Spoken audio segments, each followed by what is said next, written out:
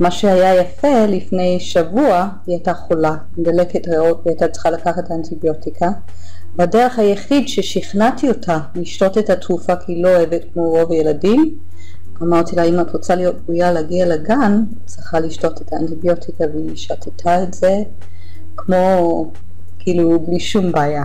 אז זה אני יודעת כמה היא אוהבת את הגן, וזה ההוכחות, כל מה שאני רואה ואני מרגישה, אני רואה עליה, שהיא פשוט מאושרת שם. קודם כל כבן אדם, אתה בן אדם אוהב ושמח ומלא יצירתיות וחטבת חיים ככה שהיא מביאה איתה לילדים. מאוד אוהבת אותה גם בגלל השמחת חיים שלה וההומור.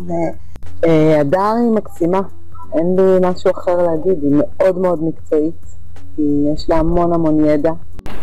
מדהימה, אני אומרת את זה באמת בלב שלם ומכל הלב, היא פשוט מדהימה, היא נכנסה לי לתוך הלב.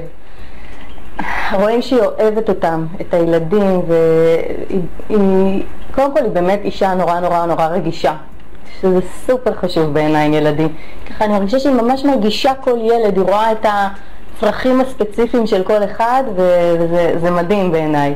אז הרגישות הזאת היא באמת הנאמבר 1, זה רגישות, זה לא רק לעצמך, זה לגמרי לאחרים, ושזה עם ילדים זה סופר חשוב, אולי הכי.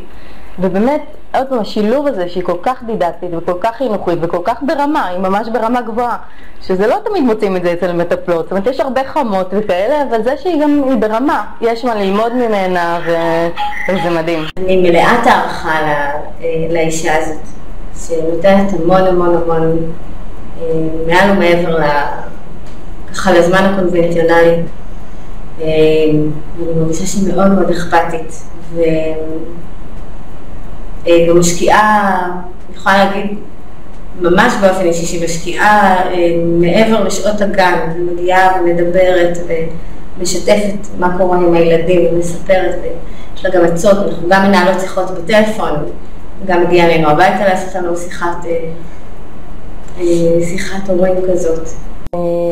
שבהתחלה, אני יודעת שבהתחלה זה נורא קשה לשלוח את הילד שלך לגן, במיוחד שמדובר בתינוקות וילדים קטנים שלא יודעים להגיד איך הם מרגישים. אז אני כל כך כיף לי לדבר פה, כי זה באמת מכל הלב. הם יכולים להיות עם לב שקט לגמרי. אני חושבת שמה שהכי ידגים את זה שאני זוכרת שראיתי את הבן שלי עומד ביום שבת עם התיק של הגן ורוצה ללכת הביתה, לגן, סליחה. וכמובן זה שהוא הרבה פעמים לא רוצה ללכת הביתה. מעליב קצת, אבל זה באמת אומר הכל. אז באמת בלב שלם לשלוח את הילדים, זה רק יעשה להם טוב. אני מאוד סומכת עליה, ואני גם יכולה להגיד יש לי נטייה לא להקשיב לאנשים ולא לקבל עצות ולא לאהוב גם שנותנים לי עצות. במקרה של הדר אני ממש, אני מבקשת את העצות, אני מרגישה שכל עצה ניתנת בהמון תבונה, בהמון חוכמה מאחורי. אני חושבת שהיא אפילו לא יודעת כמה היא מדהימה, כמה היא יוצאת דופן. זה בא לה לגמרי בטבעיות, לגמרי מהלב.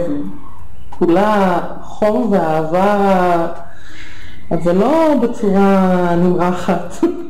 אבל העיקר הוא באמת ההוויה והתוכן והילד.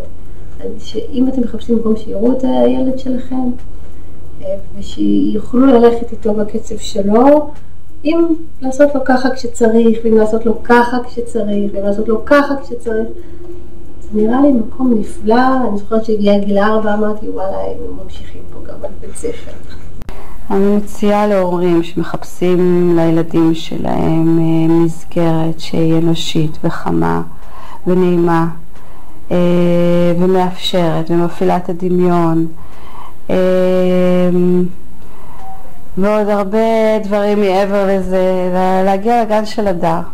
אל תתלבטו, אם יש מקום שראוי באמת וחבל שאין עוד הרבה כאלה בארץ, אז זה המקום הזה. באמת, הבן שלי כבר גדול, ואני זוכרת את הגן הזה, זה אחד מהגנים הראשונים, ואני לא אשכח. ואם היה אפשר לחזור לשם, היינו עושים את זה.